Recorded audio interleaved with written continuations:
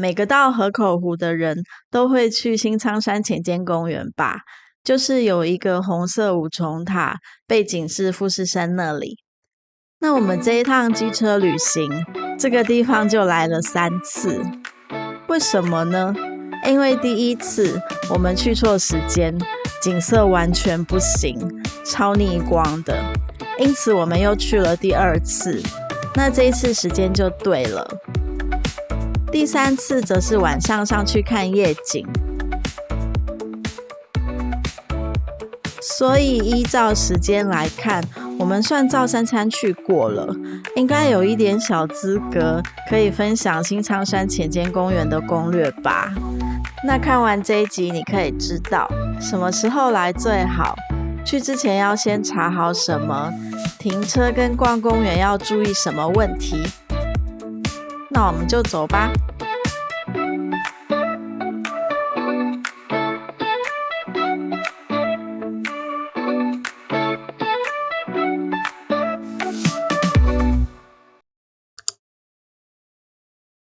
我们是11月底去新仓山浅间公园的，我们从富士山上骑下来，在去的时候路上有经过一片小树林，意外看到一头鹿，发现一只鹿，我去哪里了？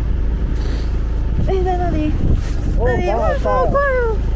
哇，不行，过去了。跑好快啊！哇，它这样子穿过马路很危险哎。对啊，所以要动物注意啊。它跑到对面去了。它好像知道我们在找它。哇，它跑好快哦。对啊。在有人住的地方看到鹿，对住在台湾都市的我们来说是很新鲜。但是回来查资料才知道，这里的鹿很让人头痛，因为它们会啃树皮，还会吃嫩芽，妨碍了富士山的树林生长。所以除了设置一些围栏之外，合法的猎人也可以猎捕这里的鹿，据说1年可以抓到500头富士鹿。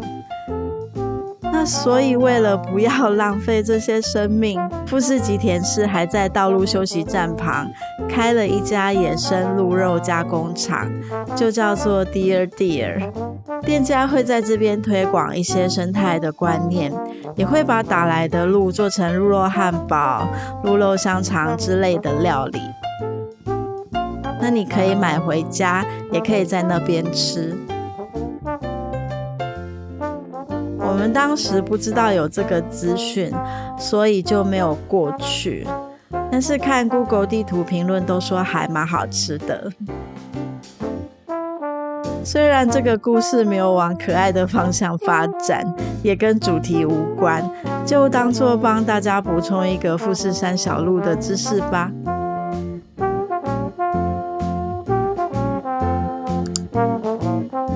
我们第一次是下午3点来的，在山下的鸟居那边看到逆光又雾雾的富士山，心里就感觉不太妙了。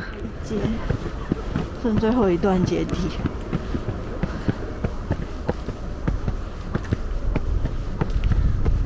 看大家都在那边拍照，去看看好了。我远远就看到眺望富士山的那个展望台了。刚刚发现那个东陵塔上后面都是人。对啦，就是这里。然后旁边是富士山。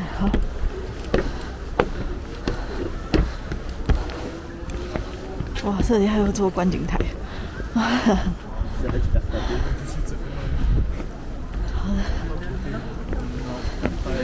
到达名场景。现在那个对啊，风景照片上面。对啊，但是爬得有点喘，终于到达看名场景的地方，却看到一个大逆光。所以这个故事告诉我们，新仓山浅间公园不能下午来，要上午就来，光线才是对的。大逆光的富士山看得实在太难过了，于是我们4天后又再来一次。我们秉持着吃饱睡饱再走的原则，拖到早上9点半才到。上午来就没有逆光了，加上秋冬干燥，空气透透的，这种时候看红是红，看蓝是蓝，颜色就很漂亮。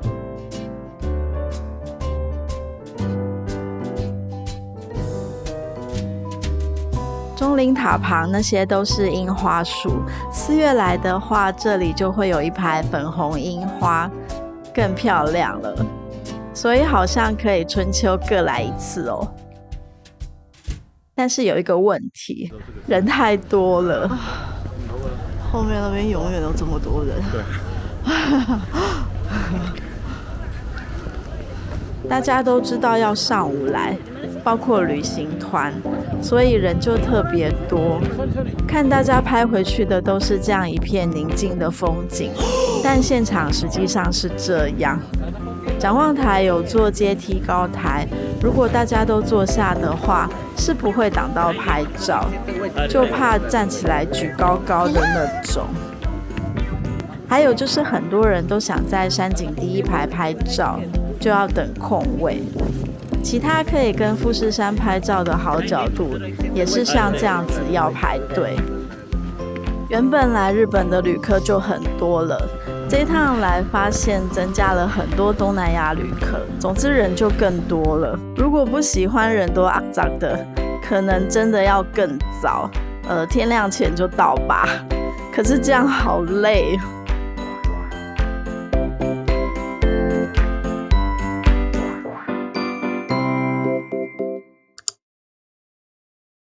这个公园蛮大的，而且有很多上坡要爬，需要脚力。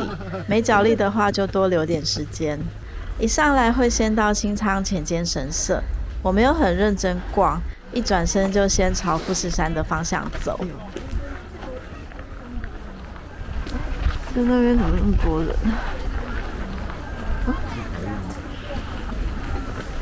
啊！我觉得应该平日来比较好了。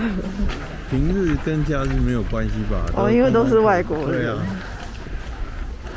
要看钟灵塔和富士山，要再往上爬，有2条路，一条爬阶梯，一条走步道。这个阶梯叫开花女神阶梯，还蛮陡的，而且有398阶要爬，但两边有茂密的红叶，春天的话也有樱花，非常漂亮。我们11月底去的时候，红黄绿叶都有，加上阳光好，阶梯这一段的红叶真的很漂亮，但是人少一点会更好看啦。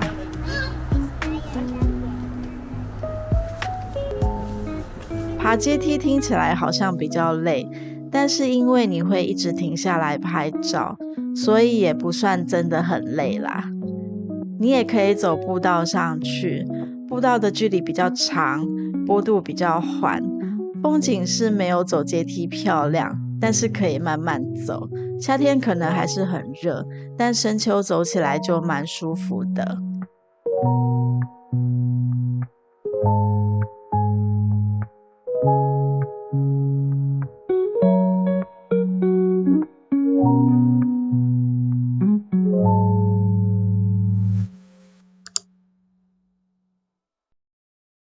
我们2次来的时间虽然前后只差4天，但后来那一次看到的红叶已经没有第一次多了，所以要看到最好的景色，要先查一下这里的樱花跟红叶时间情报。这要去哪里查呢？在富士吉田市的旅游官网，10月以后可以查新仓山浅间公园的红叶情报。春天的话，也可以用日期或地点查哪几天办樱花季。可能会有人直接查旅游网站的观赏情报，不过我建议也去富士吉田市的旅游官网看比较好。一来资讯很多，二来因为这种热门时候一定会交通混杂，官网才会有交通管制，怎么去啊，车停哪里之类的资讯。那我就把使用的网页连结放在说明栏咯。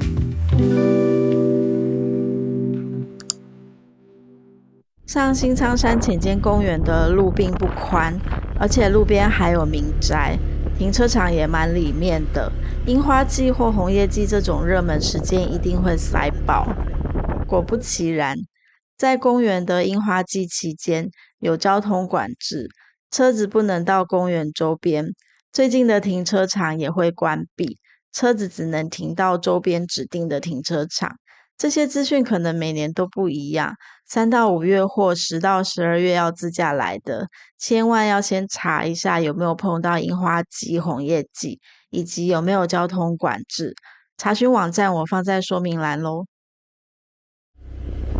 我们来的这一天是礼拜天下午，虽然有红叶，但还好没有遇到交通管制，可以骑到最靠近公园的第一驻车场，而且还有机车的位置。停不下了。那边那怎么办？这边没有这里。这边。我们去的时候，这里还是免费的停车场，还好也没有交通爆满。不过最近因为游客太多，造成公园周边的道路塞车混乱。从今年4月开始，公园周边的4个停车场都开始收费了，4个的价格都不太一样。我们停的这个是最近的第一驻车场，现在一回是6小时1500日元，但没有写机车的价格。白天去的时候，发现山上山下都可以看到富士吉田市区。那个时候就在想，这里应该可以看夜景吧，然后就默默决定晚上再来看看。新仓山浅间公园24小时都可以进来，离最近的第一驻车场也是24小时。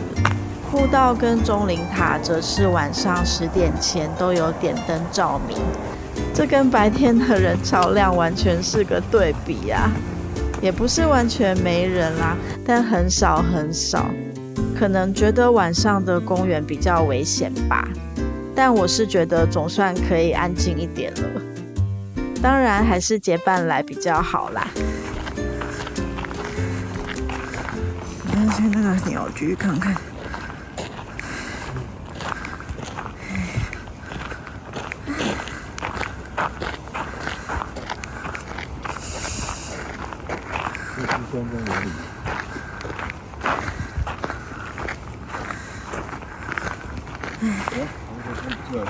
有一个形状啊！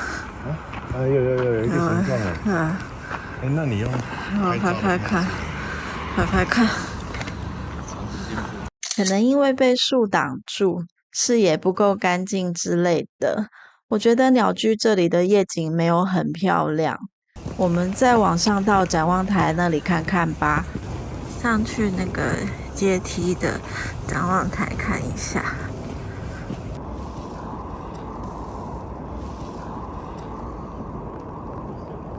上来那个展望台了，这里一样有枯枝挡住，有点乱，但毕竟是名场景，只有这里有这样的富士山夜景。